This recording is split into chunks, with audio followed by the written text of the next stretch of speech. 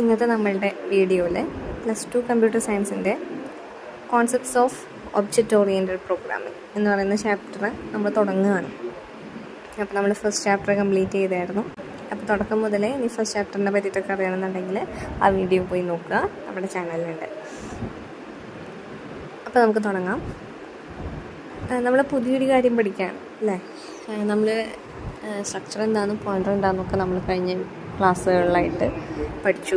+1 പ്രോഗ്രാമിങ്ങും അതിൻ്റെ ബേസിക്സും കാര്യങ്ങളൊക്കെ നമ്മൾ പഠിച്ചു. ഇനി എന്താണ് OOP കോൺസെപ്റ്റ് അഥവാ ഒബ്ജക്റ്റ് ഓറിയൻറ്റഡ് പ്രോഗ്രാമിംഗ്? അതായത് നമുക്ക് തുടങ്ങാനായിട്ട് ഇവിടെ ഒരു ടോപ്പിക് വന്നിട്ടുണ്ട്, പ്രോഗ്രാമിംഗ് പാരഡൈം. എന്താണ് ഈ പ്രോഗ്രാമിംഗ് പാരഡൈം? പ്രോഗ്രാമിംഗ് പാരഡൈം എന്ന് വയ്ക്കുന്നത് ഒരു പ്രോഗ്രാമിനെ അതിനെ എങ്ങനെയൊക്കെ നമുക്ക് ഓർഗനൈസ് ചെയ്യാം.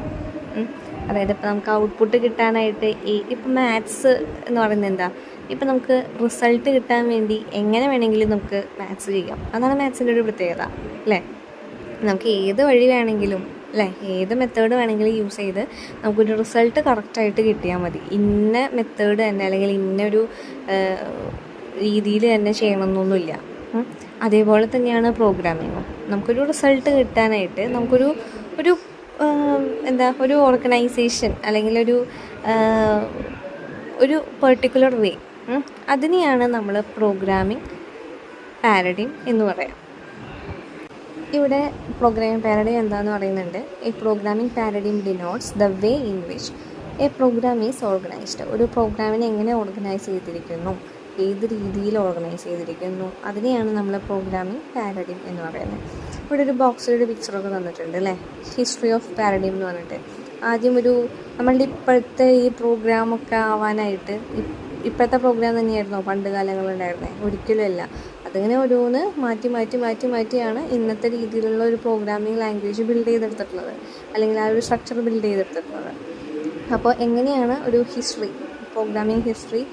പ്രോഗ്രാമിംഗ് പാരഡൈമിൻ്റെ ഹിസ്റ്ററി വന്നിട്ടുള്ളത്? ആദ്യം ഒരു അൺസ്ട്രക്ചേർഡ് ആയിട്ടുള്ളൊരു പ്രോഗ്രാമിംഗ് ആയിരുന്നു അല്ലേ, അത് ഭയങ്കര കോംപ്ലക്സ് ആയിട്ടുള്ളതും കാര്യങ്ങളൊക്കെ ആയിരുന്നു. പിന്നീട് അതെന്തായി, ഒരു സ്ട്രക്ചേർഡ് പ്രോഗ്രാമിംഗ് ആയി. പിന്നെ അത് പ്രൊസീജിയറൽ പ്രോഗ്രാമിംഗ് ആയി. പിന്നെ അത് മോഡുലാർ പ്രോഗ്രാമിംഗ് ആയി. പിന്നെ അത് ഒബ്ജക്റ്റ് ഓറിയൻറ്റഡ് പ്രോഗ്രാമിംഗ് ആയി. എന്താണെന്ന് നമുക്ക് വഴിയെ മനസ്സിലാവും. അപ്പോൾ പ്രോഗ്രാമിംഗ് പാരഡൈം മനസ്സിലായല്ലോ. ഇനി പ്രോഗ്രാമിംഗ് പാരഡൈം രണ്ട് രീതിയുണ്ട്. രണ്ട് രീതിയിലുള്ള പാരഡൈംസ് നമുക്ക് പഠിക്കാനുണ്ട്. ഒന്ന് procedure oriented programming paradigm, 2 object oriented programming paradigm. ഏതൊക്കെ? പ്രൊസീജിയർ ഓറിയൻറ്റഡ് പ്രോഗ്രാമിംഗ് പാരഡൈമും, അതായത് POP, procedure oriented programming paradigm. അതുപോലെ തന്നെ object oriented programming paradigm, OOP concept എന്ന് പറയും, ഒബ്ജക്റ്റ് ഓറിയൻറ്റഡ് പ്രോഗ്രാമിംഗ് പാരഡൈം. അപ്പം എന്താണ് ഈ പ്രൊസീജിയർ ഓറിയൻറ്റഡ് പ്രോഗ്രാമിംഗ് പാരഡൈം എന്താണെന്ന് നോക്കാം. ഇവിടെ ഒരു പ്രൊസീജിയർ ഓറിയൻറ്റഡ് പ്രോഗ്രാമിംഗ് ആയിട്ട് നമ്മളൊരു പ്രോഗ്രാം എഴുതുമ്പോൾ അതിൽ കുറേ എന്താ പറയുക, വെൽ സ്ട്രക്ചേർഡ് ആയിട്ടായിരിക്കും നമ്മൾ ആ പ്രോഗ്രാം എഴുതുന്നത്. അതായത് ഒരു വെൽ സ്ട്രക്ചേർഡ് ആയിട്ടുള്ള സ്റ്റെപ്സും പ്രൊസീജിയേഴ്സും ഒക്കെ വെച്ചിട്ടായിരിക്കും നമ്മളൊരു പ്രൊസീജിയർ ഓറിയൻറ്റഡ് പ്രോഗ്രാം എഴുതുക.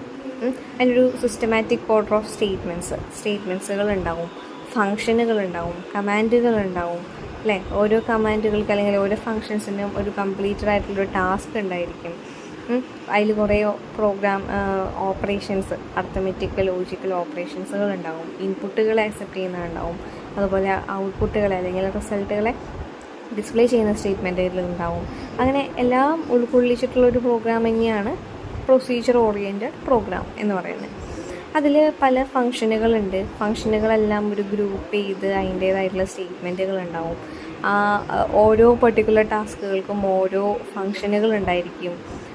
അതുപോലെ ഓരോ മൊഡ്യൂളുകളായിട്ട് നമ്മളതിൽ ഇംപ്ലിമെൻ്റ് ചെയ്തിട്ടുണ്ടാവും. അപ്പോൾ നമുക്ക് എന്താ, ഓരോ ഫങ്ഷനുകളും അതത് കാര്യങ്ങളൊക്കെ ചെയ്യും. അതൊക്കെ നല്ല കാര്യങ്ങൾ തന്നെയാണ് അല്ലേ. നമുക്ക് പെട്ടെന്ന് തന്നെ നമ്മുടെ റിസൾട്ട് കിട്ടാനും നല്ല രീതിക്ക് സിമ്പിളറാക്കാനൊക്കെ അത് നല്ലതാണ്. പിന്നെ പ്രൊസീജിയർ ഓറിയൻറ്റഡ് പ്രോഗ്രാമിങ്ങിൽ നമ്മൾ യൂസ് ചെയ്ത് വന്നിരുന്ന പ്രോഗ്രാമിംഗ് ലാംഗ്വേജസ് ആണ് ഒന്ന് C, പിന്നെ പാസ്കൽ, ഫോർട്രാൻ, ബേസിക് പോലെയുള്ള ലാംഗ്വേജസ് ആണ് പ്രൊസീജിയർ ലാംഗ്വേജസ് ആയിട്ട് കണ്ടിരുന്നത്. അതുപോലെ തന്നെ നമ്മൾ +1 പറഞ്ഞായിരുന്നു top down approach, bottom up approach എന്നൊക്കെ. അപ്പോൾ പ്രൊസീജിയർ ഓറിയൻറ്റഡ് പ്രോഗ്രാമിംഗ് എന്ന് പറയുന്നത് ടോപ്പ് ഡൗൺ അപ്രോച്ചാണ്. അപ്പോൾ ഇത്രയും കാര്യങ്ങൾ നമ്മൾ പ്രൊസീജിയർ ഓറിയൻറ്റഡിൽ പറഞ്ഞു അല്ലേ. ഫങ്ഷൻസുകളുണ്ട്, മൊഡ്യൂൾസ് ഉണ്ട്, നമുക്ക് ഈസിയാണ്, അങ്ങനെയുള്ള കാര്യങ്ങളൊക്കെ നമ്മൾ പറഞ്ഞു. ഏതൊക്കെ ലാംഗ്വേജസ് യൂസ് ചെയ്തിട്ടുണ്ട്, അതുപോലെ ടോപ്പ് ഡൗൺ ലാംഗ്വേജ് ആണ്. പക്ഷേ ഈ പ്രൊസീജിയർ ഓറിയൻറ്റഡ് പ്രോഗ്രാമിംഗ് നമ്മൾ ചെയ്യുമ്പോൾ അതിന് കുറച്ച് ലിമിറ്റേഷൻസ് ഉണ്ട്.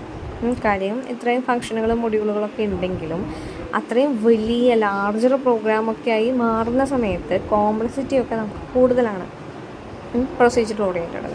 അപ്പോൾ എന്തൊക്കെയാണ് ആ ലിമിറ്റേഷൻസ്, എന്തൊക്കെയാണ് ആ കോംപ്ലക്സ് ആയിട്ടുള്ള കാര്യങ്ങൾ എന്ന് നമുക്ക് നോക്കാം.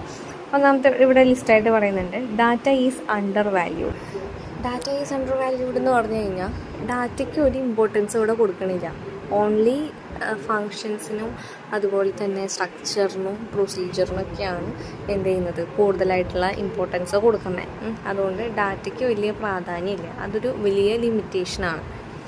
രണ്ടാമത്തെ ലിമിറ്റേഷനാണ് adding new data element may require modifications to all or many functions. അതായത് ഇപ്പോൾ നമുക്ക് ഒരു പ്രോഗ്രാം എഴുതി വെച്ച് കഴിഞ്ഞ് നമ്മളൊരു പുതിയൊരു ഡാറ്റ എലമെൻറ്റിനെ നമുക്കതിലേക്ക് ആഡ് ചെയ്യണം എന്നുണ്ടെങ്കിൽ നമുക്കവിടെ എല്ലാ ഫങ്ഷൻസിനെയും നമുക്ക് എന്ത് ചെയ്യേണ്ടി വരും, മോഡിഫൈ ചെയ്യേണ്ടതായിട്ട് വരും. അതൊരു റിസ്കി എലമെൻറ്റാണ്. മൂന്നാമത്തെ ലിമിറ്റേഷനാണ് creating new data type is difficult. പുതിയൊരു ഡാറ്റ ടൈപ്പ് ക്രിയേറ്റ് ചെയ്യുക എന്ന് പറയുന്നതും ബുദ്ധിമുട്ടായിട്ടുള്ള കാര്യമാണ്. നാലാമത്തെ കാര്യം provides poor real world modelling. അതായത് ഇവിടെ ഡാറ്റയും ഫങ്ഷനും ഓരോ ഫങ്ഷൻസും ഇൻഡിപെൻഡൻ്റ് അല്ല.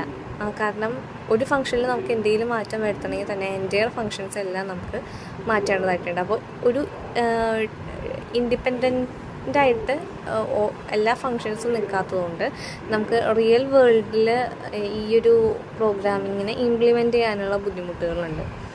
അപ്പോൾ ഇത്രയാണ് ഒരു പ്രൊസീജിയർ ഓറിയൻറ്റഡ് പ്രോഗ്രാമിങ്ങിൻ്റെ ലിമിറ്റേഷൻസ് എന്ന് പറയുന്നത്. അപ്പോൾ ഇത്രയാണ് പ്രൊസീജിയർ ഓറിയൻറ്റഡ് പ്രോഗ്രാമിംഗ് പാരഡൈം. അപ്പോൾ ഇതിനെയൊക്കെ പോപ്പ് എന്ന് പറയും കേട്ടോ. പ്രൊസീജിയർ ഓറിയൻറ്റഡ് പ്രോഗ്രാമിംഗ് പാരഡൈമിനെ പോപ്പ് എന്ന് പറയും. ഇനി ഇതിൻ്റെയൊക്കെ ലിമിറ്റേഷൻസിനെ മറികടക്കാനായിട്ടാണ് നമ്മൾ ഒബ്ജക്റ്റ് ഓറിയൻറ്റഡ് പ്രോഗ്രാമിംഗ് പാരഡൈം കൊണ്ടുവന്നത്. ഊപ്പ് എന്ന് പറയും, OOP, ഊപ്പ് പാരഡൈം. അപ്പം ഊപ്പ് വന്നപ്പോൾ എന്താണ്, നമുക്ക് പ്രൊസീജിയർ ഓറിയൻറ്റഡ് പ്രോഗ്രാമിങ്ങിൽ ഡാറ്റയ്ക്ക് പ്രാധാന്യമില്ല എന്ന് നമ്മൾ പറഞ്ഞു. അപ്പോൾ ഊപ്പ് വന്നപ്പോൾ, അതായത് ഊപ്പ് കോൺസെപ്റ്റ് വന്നപ്പോൾ ഡാറ്റയ്ക്കും ഫങ്ഷൻസിനും ഒരേ പ്രാധാന്യം കൊടുത്തിട്ട് ഇവിടെ രണ്ടുപേരും ഒരു സിംഗിൾ യൂണിറ്റായിട്ട് കൺസിഡർ ചെയ്ത് വർക്ക് ചെയ്തു തുടങ്ങി. അപ്പോൾ കുറേ ലിമിറ്റേഷൻസൊക്കെ നമുക്ക് എന്ത് ചെയ്യാൻ പറ്റി, ഓവർകം ചെയ്യാനായിട്ട് പറ്റി ഒബ്ജക്റ്റ് ഓറിയൻറ്റഡ് പ്രോഗ്രാമിംഗ് വന്നപ്പോൾ. ഇതിൽ പറയുന്നുണ്ട് എന്താണ് ഊപ്പെന്ന്. Object oriented programming paradigm eliminates the problems in the procedural paradigm by clubbing data and functions that operate on that data into a single unit. അതായത് പ്രൊസീജിയർ ഓറിയൻറ്റഡ് പ്രോഗ്രാമിങ്ങിൽ ഉണ്ടായിരുന്ന ഓരോ ലിമിറ്റേഷൻസിനെയും നമ്മളിവിടെ ഓവർകം ചെയ്യുകയാണ്.